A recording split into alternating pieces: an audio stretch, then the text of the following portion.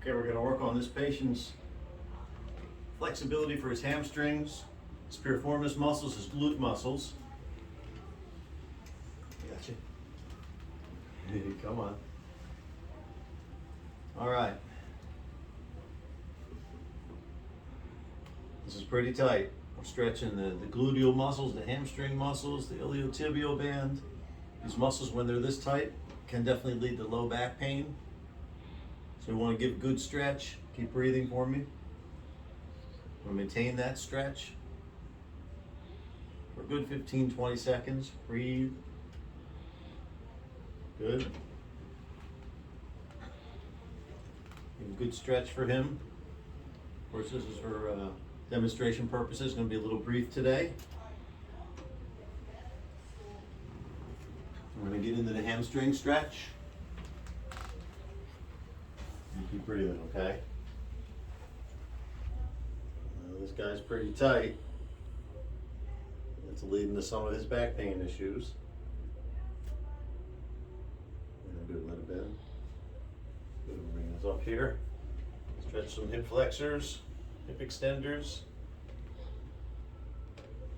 We're gonna let it out a little. Inner thigh muscles, adductors, hip area also. Okay.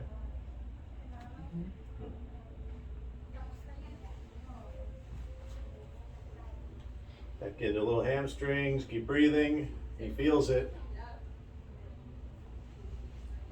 Stretch this across a little this way, a little more. Relax, I got you.